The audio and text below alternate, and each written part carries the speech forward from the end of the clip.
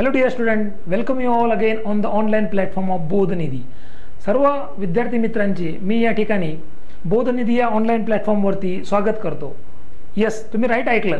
तुमचं इंजिनिअरिंग झालं आहे आणि तुम्हाला 2 वर्षाचा एक्सपिरियन्स आहे. इंजिनिअरिंग कोणतीही ब्रँच, 2 इयर एक्सपिरियन्स, कोणताही का म्हटलं आहे ते पुढे जस्टिफाय करणार आहे. ठीक आहे.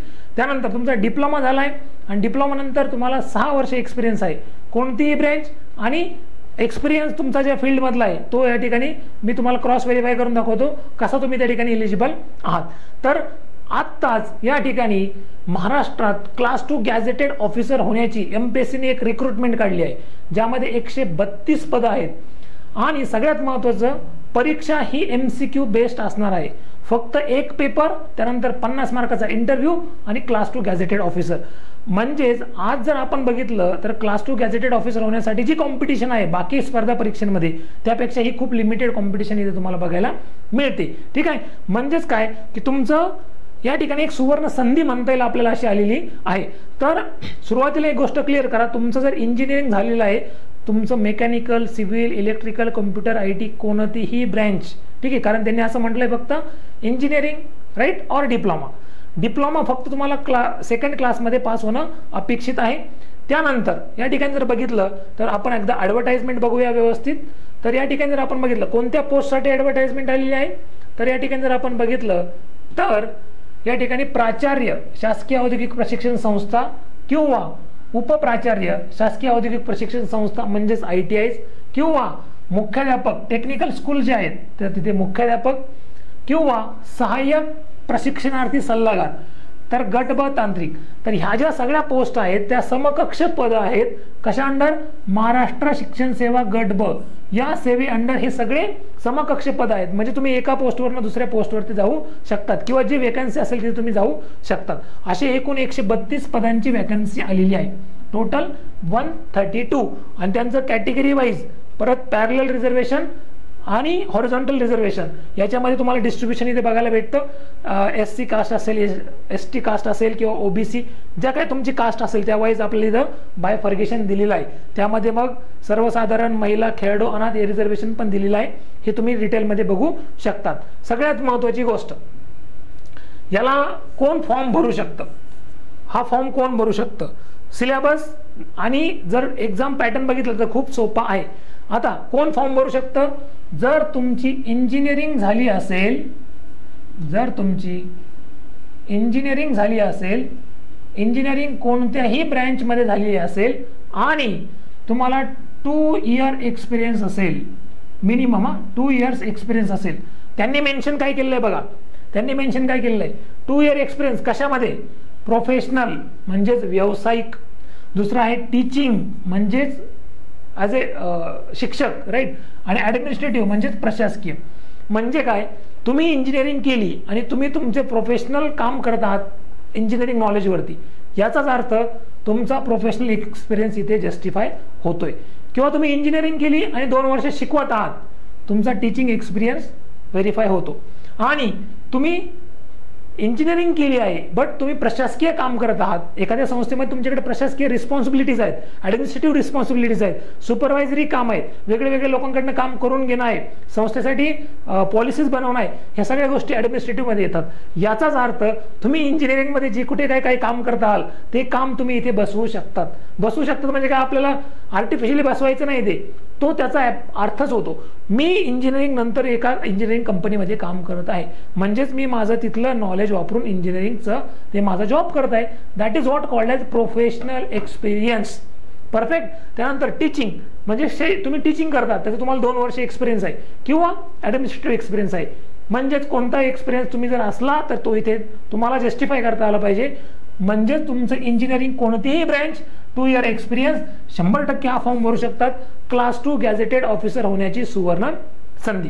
त्यानंतर किंवा तुमचा डिप्लोमा झाला आहे. काय झालेला आहे? डिप्लोमा झालेला आहे. बरं, सर्वात महत्त्वाचं, हा एक्सपिरियन्स कशामध्ये असला पाहिजे? परत तुम्ही म्हणाल की मला गव्हर्नमेंटच पाहिजे, सेमी गव्हर्नमेंट नाही. गव्हर्नमेंटचा असला तरी चालेल किंवा सेमी गव्हर्नमेंटचा असला तरी चालेल. नसला, प्रायव्हेट कंपनीत काम करतात, प्रायव्हेट टीचिंग इन्स्टिट्यूटला काम करतात, प्रायव्हेट कॉलेजला टीचर आहात किंवा प्रायव्हेट कॉलेजला ॲडमिनिस्ट्रेटिव्ह काम करतात, कुठेही establishment, any incorporation, any other institute, कुठेही भारतात कुठेही फक्त रजिस्टर्ड गव्हर्नमेंट रजिस्टर्ड इन्स्टिट्यूट पाहिजे.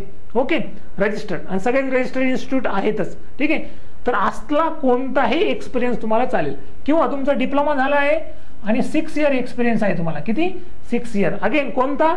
प्रोफेशनल, म्हणजेच कंपनीतला तुमच्या इंजिनिअरिंग नॉलेजवरती तुम्ही काम करतात तिथे, किंवा टीचिंगचा, किंवा ॲडमिनिस्ट्रेटिव्ह. सो अशा प्रकारे जर बघितलं तर कोणत्याही प्रकारचा एक्सपिरियन्स तुम्हाला असला तरी, कोणत्या म्हणजेच ह्या 3 टाईपमधला 3 टाईप, आणि हे जर वाचलं एकदा तर तुम्हाला कळेल की तुमचा जो एक्सपिरियन्स तो इथे बसतोय 100%. कळलं का? तर ते त्याच्या बाहेर जातच नाही, कारण यांचं स्कोप खूप आहे ना. त्यांनी असं म्हटलं नाही की प्रोफेशनल म्हणजे तुम्ही याच कंपनीत काम केलं पाहिजे. नाही, प्रोफेशनल म्हणजे तुम्ही तुमचं इंजिनिअरिंगचं नॉलेज वापरून प्रोफेशनल जे काही तुम्ही कॉर्पोरेटमध्ये काम करतात ते काम. ठीक आहे, सो अशा प्रकारे फक्त त्यांनी डिप्लोमाला 2nd क्लास असलं पाहिजे असं म्हटलं आहे. ज्यांचा डिप्लोमा आणि 6 आहे त्यांच्यासाठी, ज्यांचा डिग्री आणि 2 आहे त्यांच्यासाठी नाही, प्लस ज्यांचा डिप्लोमा झाला आहे आणि नंतर डिग्री झाली त्यांना 2 वर्ष असला तरी चालेल. सो अशा प्रकारे तुमचं एज्युकेशन क्वालिफिकेशन आणि अनुभव असणं गरजेचं आहे. पुढे बघूया. आता हा फॉर्म तुम्हाला MPSCच्या वेबसाईटवरती भरायचा आहे.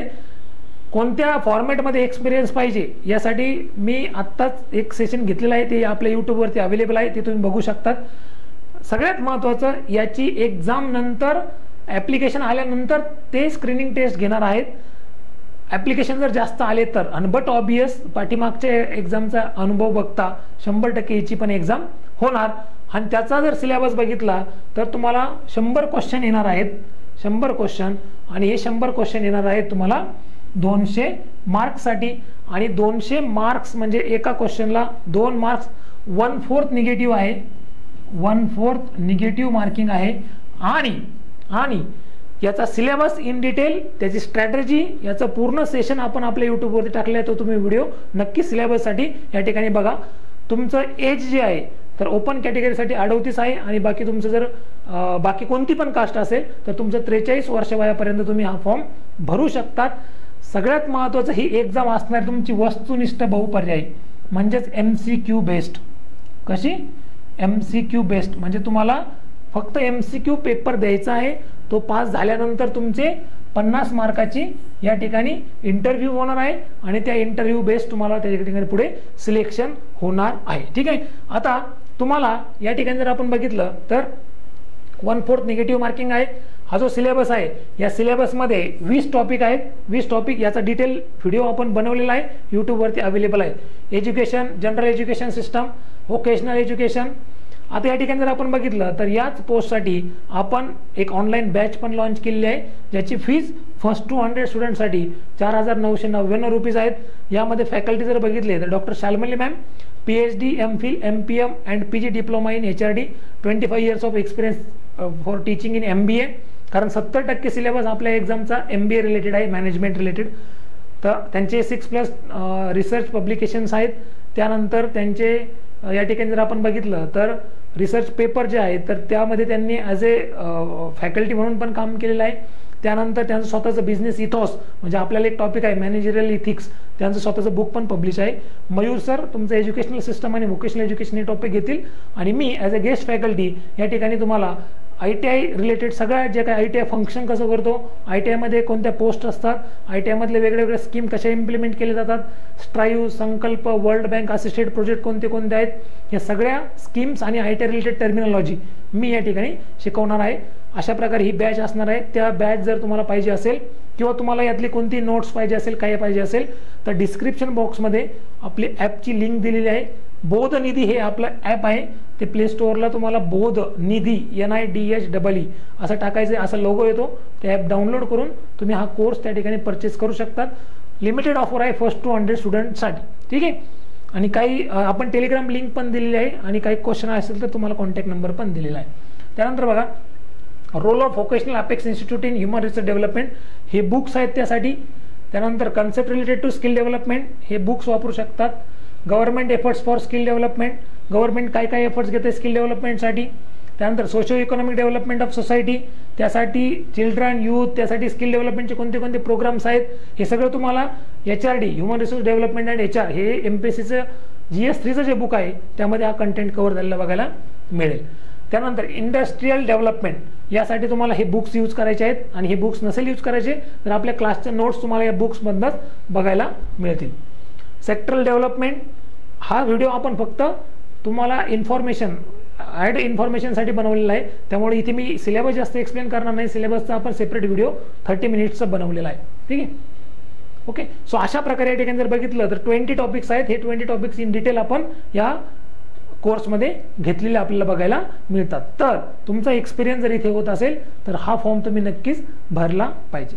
Thank you very much for watching this video. Thank you all.